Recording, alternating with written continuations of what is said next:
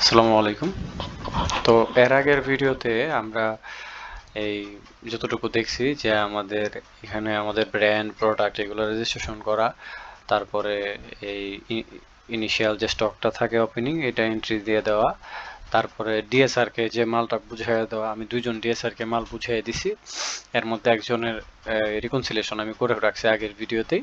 এরপরে সাপোজ আমি এটাও একটু করি। তো এটা করতে গেলে আমি দুই তিনটা দোকান রেজিস্ট্রেশন করে রাখছিলাম, যেগুলো আমি এখানকার পারপাস কাজে লাগাইছি। আমি এখন আরো কিছু রিটেলার ক্রিয়েট করে রাখি যেটা আমি এখানকার হিসাবের জন্য কাজে রাখবো। মাসুম। তো প্রথমত আমি যে প্রত্যেকটা ডিএসআর এর নামে আমরা একটা দোকান ক্রিয়েট করে রাখবো। Masum Talukdar DSR, Masum Talukdar, Masum Talukdar contact number এটা।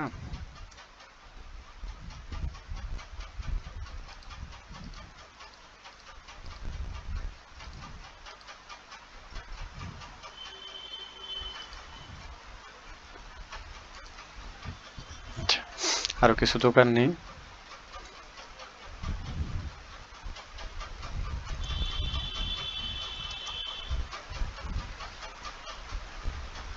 দোয়া store, customer name Razzak, contact number আমি ইউনিক নাম্বার দেওয়ার জন্য জাস্ট যেমন তেমন চেঞ্জ করে দিচ্ছি আর কি।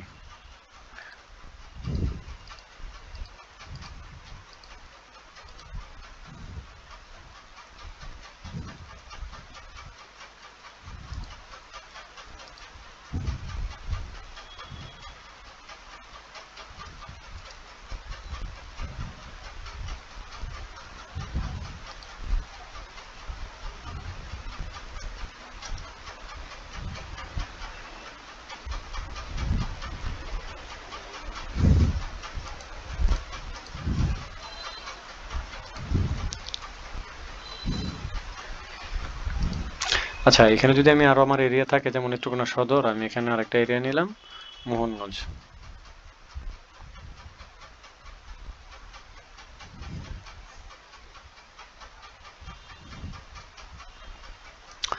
তো মোহনগঞ্জের আন্ডারে সাপোজ আমি আরেকটা সাব এরিয়া নিয়ে রাখি।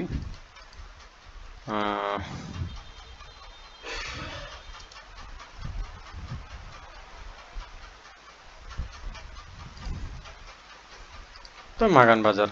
তো এরিয়াতে আমি রিটেল শপ হিসেবে এই দোকানটা রেজিস্ট্রেশন করে নিলাম। এটাতেও আমি ওপেনিং ক্রেডিট দিয়ে রাখলাম 3000 টাকা। ধরে নিই এটা আমার এই যে অলরেডি টেকেন ফোন নাম্বার আছে। আচ্ছা, এই যে আমার আরো কিছু ক্লায়েন্ট রেজিস্ট্রেশন হয়ে গেছে, এর মধ্যে আমি ডিএসআর নামেও রেজিস্ট্রেশন করে রাখছি একটা।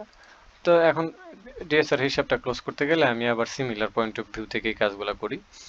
তো আমি ভিউয়ে যদি যাই, আসলে এই যে এই ডিএসআর যখন আমার কাছে আসবে, প্রথমে আমি কি করব, বাকির যে ইনভয়েস যদি থাকে সেটা এন্ট্রি দিয়ে দিব। তো সাপোজ এখানে এই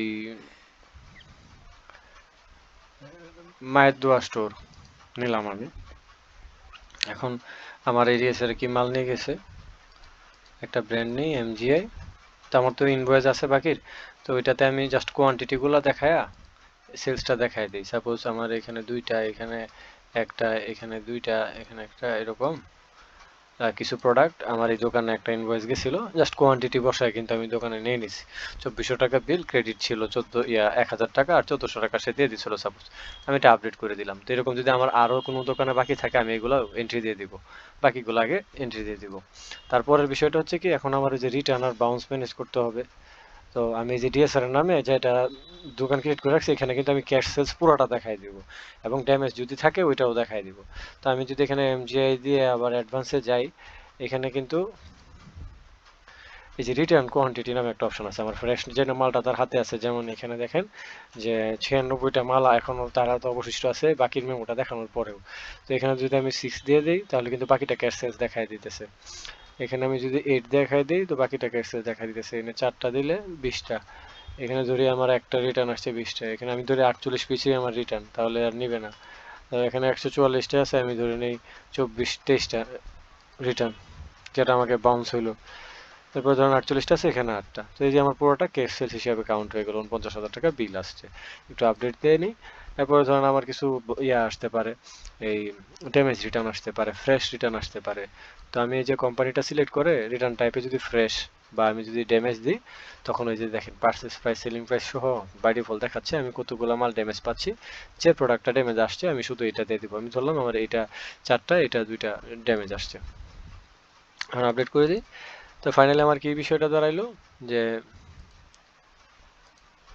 এই 49,000 টাকার মালের মধ্যে আমার এই যে 97 টাকার ড্যামেজও আসছে। আরও কিছু ঘটনা যদি থাকে সিমিলার, এই যে আমার যদি বাকি টাকা কালেকশন করার থাকে, এই যে আমার এই সুলাইমান স্টোরে আমার 3,000 টাকা আগের পাওনা আছে, এটা ওপেনিং থাকুক বা পূর্বে বিক্রিত আগের দিনের রিকনসিলেশনের হোক বা যাবি হোক, এই টাকা যদি আজকে কালেকশন আসে, আমি এখানে এই যে দোকানটা নিব আর কালেকশনের টাকাটা জাস্ট এখানে এন্ট্রি দিয়ে দিব। সাপোজ আমার 3,000 থেকে 2,000 টাকা কালেকশন আসছে। তো সিমিলার ফ্যাক্ট এখন যদি আমি মেইন টেবিলে যাই আপডেট দিয়ে যাওয়ার পর, তো এখানে দেখাচ্ছে কিন্তু আমার এই যে ডিএসআর এর এই কি হয়েছে যে এই ডিএসআর এর হাতে এখন ক্যাশ অন আছে, এটা ক্যাশ অন হ্যান্ড, আর এই ডিএসআর এর ক্যাশ অন আছে এটা। তো এইভাবে আপনার ডিএসআর এর হিসাব কিতাবগুলো আপনি করে ফেলবেন, বাকি বা রিটার্ন বাউন্স এগুলো দেখা দিবেন। ফাইনালি যখন রিটার্নটা যদি আবার একটু রিচেক দিতে চান, তো সেক্ষেত্রে এই যে এখানে দেখেন অ্যাভেলেবল প্রোডাক্ট যেটা, তো এখানে দেখেন ড্যামেজও দেখাচ্ছে আর ফ্রেশ স্টক হাতে যেটা আছে সেটা দেখাচ্ছে। আচ্ছা, তো এটা দেখে চার্ট মিলে মালটা নিবেন আর রিকনসিলিয়েশন টেবিলে আইসা ক্যাশ অন হ্যান্ড যেটা আছে বাকি দিবেন, এই যে এই জিনিসগুলো চেক দিয়ে আপনি নিয়ে নেবেন।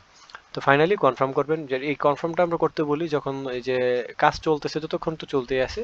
তো রাত্রে যখন আপনি আপনার বিজনেস ক্লোজ করে ফেলবেন, তার আগ মুহূর্তে আপনি এই যে অ্যাকাউন্টগুলো সিলেক্ট করে কাউন্টারগুলো বা একটা কাউন্টার সিলেক্ট করে এটা কনফার্ম করে দিবেন। তো কাউন্টারটা কোথায় রেজিস্ট্রেশন করা হবে, যে অ্যাকাউন্টিং এ গেলে এখানে দেখেন অল কাউন্টার অ্যান্ড অ্যাকাউন্টস, এখানে যদি ক্রিয়েট নিউ এ যাই, এখানে যদি দেই আমার এই যে কাউন্টার অ্যাকাউন্ট, তো এটা কিন্তু রিকনসিলেশনে অ্যাভেলেবেল থাকবে টাকা কালেকশনের জন্য। তো আমি এটা করতে যে সেলস কালেকশন নামে আমি একটা অ্যাকাউন্ট ক্রিয়েট করে রাখি, এখানে সেলস কালেকশন।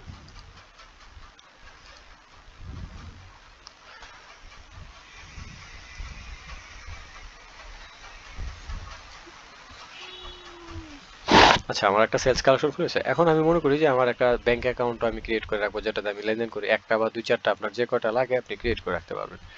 তো এই যে ক্রিয়েট নিউ, এখানে আমি ধরি আমার একটা ইনভেস্টমেন্ট অ্যাকাউন্ট, একটা ম্যানেজমেন্ট অ্যাকাউন্ট খুলি আগে।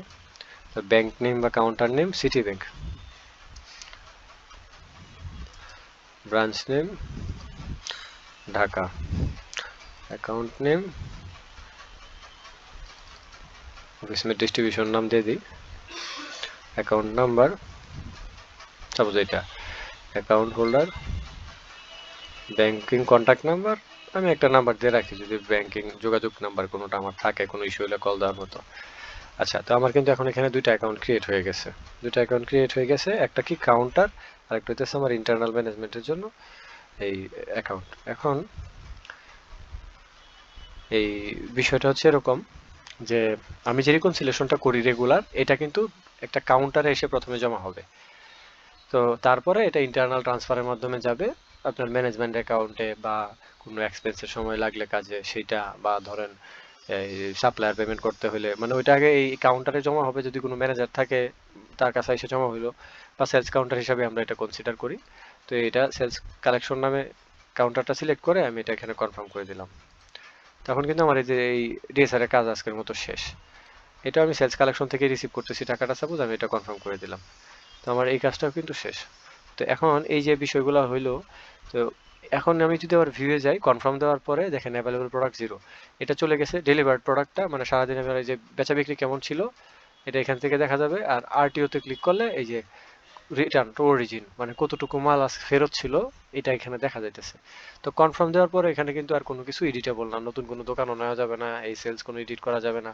তো কনফার্মটা এই কারণে আমরা লাস্টে করি, কারণ সফটওয়্যারটাকে কোনো না কোনো একটা স্টেজে গিয়ে তো বলতে হবে যে এখন কনফার্ম হয়েছে সবকিছু, কাস্টমার লেজারগুলো একটু আপডেট করো, বা স্টক যেগুলো আছে যে জায়গায় রিটার্ন যাওয়ার সেখানে নিয়ে যাও, বা অ্যাকাউন্ট ইনফরমেশনটা আপডেট করো। তো সেই কারণে আমরা একটা লাস্ট স্টেজে রাখছি, যতক্ষণ এডিট প্রয়োজন করবেন। ফাইনালি যখন সবকিছু শেষ রাত্রে এটা কনফার্ম করে দিবেন অ্যাকাউন্টগুলো সিলেক্ট করে। তো টাকা পয়সাটা এখন কি হবে, টাকা পয়সাটা অ্যাকাউন্টিং এর এইখানে আসে যদি এই যে অল কাউন্টারের মধ্যে এই যে আমার এই সেলস কালেকশনে এসে এই টাকাটা জমে গেছে। এখন যদি দেখি যে ডিএসআর এ কোন ডিএসআর কবে কত টাকা দিতেছে, এটা আমি অ্যাকাউন্টিং এ আসার পরে এখানে ডিএসআর রিকনসিলিয়েশন ক্যাশির নামে একটা অপশন পাবো, যে দেখেন যে এটা কাউন্টার সেলস কালেকশন এত টাকা দিছে, কে দিছে, মাসুম তালুকদার। আর এই আরেকটা এই কাউন্টারেই টাকা আসছে ৪৯,৬৪৫, এটা দিচ্ছে কে, সুমন মিয়া। ডেট অনুযায়ী এখানে চার্টগুলো আসতে থাকবে। তো এটা তো এখানে আসলো, এটা যদি আমি আর এখন আমার বসকে বুঝাই দিতে চাই তাহলে এরকম হবে যে ইন্টারনাল ট্রান্সফারের মাধ্যমে বা আমার অন্য কোনো অ্যাকাউন্টে যদি শিফট করি, কাউন্টার টু ব্যাংক, তো এখানে আমি আমার ব্যাংক অ্যাকাউন্ট ফ্রম কাউন্টার দিলাম এইটা। তো এখানে এই কাউন্টারে কত টাকা আছে কিন্তু দেখাই যাচ্ছে। আর এই যে কোন কাউন্টারে যাবে, অফিস মে ডিস্ট্রিবিউশন অ্যাকাউন্ট সিটি ব্যাংক এই নাম্বারে। আমি যদি ডেট দেই, আজকে ডেট সাপোজ দিলাম, ট্রান্সফার ডিপোজিট অ্যামাউন্ট 102300 দিলাম, 78 টাকা থাকবো না। আচ্ছা, এরপরে যদি আমার ডিপোজিট কস্ট থাকে না থাকে, আমি জিরো দিয়ে দিলাম বা দিলাম না, বা আইডি অর সামথিং যদি থাকে, যদি অনলাইন ট্রান্সফার হয়, শর্ট নোট যদি কিছু দিতে হয় দিব, নয়তো আমি এখানে আমার ডিপোজিট টাইপটা দিব এই ব্যাংক ডিপোজিট দিলাম। ক্যাশ ডিপোজিট হইলে, যেমন হ্যান্ড ক্যাশ যদি নেন তখন ওটা ক্যাশে দিয়ে দিবেন। এটা যদি সাবমিট দেই, এই যে জিনিসটা হইলো যে সারাদিনের বিক্রয়ের যে টাকা পয়সাটা, এটা যে এখানে দেখেন পেন্ডিং হিসাবে আছে, কিন্তু রিকোয়েস্টটা ক্রিয়েট হয়েছে পেন্ডিং হিসাবে। এটা কিন্তু এই যে অ্যাপ্রুভালের আন্ডারে থাকবে, সেন্সিটিভ জিনিসগুলো আমরা অ্যাপ্রুভালের আন্ডারে রাখি। দেখেন এখানে সুন্দর মতো আয়া পড়ছে যে এই যে ইন্টারনাল ট্রান্সফার রিকোয়েস্টটা। আমি যদি এটাকে অ্যাপ্রুভ করে দিই, অ্যাপ্লাই, তো এখন এই যে এখান থেকে এটা চলে যাবে। আর আমি যদি এখন অ্যাকাউন্টিং এ দেখি, তো অল অ্যাকাউন্টসে যাই, দেখেন এখানে 78 টাকা আছে, আর বাকি টাকাটা আমার এই অ্যাকাউন্টে চলে গেছে। তো এইভাবে আমাদের মূল এই বিষয়টা হচ্ছে এরকম যে আমরা আমাদের সেলস গুলা পরিচালনা করতে পারি, কাউন্টারে সেলসের টাকা পয়সাগুলো কালেক্ট করে আমাদের মূল অ্যাকাউন্টগুলোতে ট্রান্সফার, বা যদি এই হ্যান্ড ক্যাশ নামেও একটা অ্যাকাউন্ট ক্রিয়েট করা থাকে, তো সেখানে এসে টাকা পয়সাটা জমা হবে। তো এখন কথাটা হচ্ছে এই ক্লায়েন্টের টাকা পয়সা নেওয়া, তাকে বাকি দেওয়া, প্রোডাক্ট সেলস দেখানো, এইসব বিষয়তে আমরা ক্লিয়ার হইলাম। অ্যাকাউন্ট ক্রিয়েট করা, অ্যাকাউন্টের ইন্টারনাল ট্রান্সফার করা, এই জিনিসগুলোও ক্লিয়ার হইলাম। তো পরক্ষণে যে ব্যাপারটা আছে যে সাপ্লায়ার ম্যানেজমেন্ট আর হচ্ছে ইনভেস্টমেন্ট ম্যানেজমেন্ট, এটা আমরা সেপারেট আরেকটা ভিডিওতে দেখবো। আশা করি যে এই ভিডিওটা তো একটু লম্বা হয়ে গেছে, এখানে এটা আলোচনায় নিয়ে না আসাই ভালো, তাহলে টপিক ভিত্তিক আলাদা আলাদা বুঝতে সহজ হবে। আসসালামু আলাইকুম।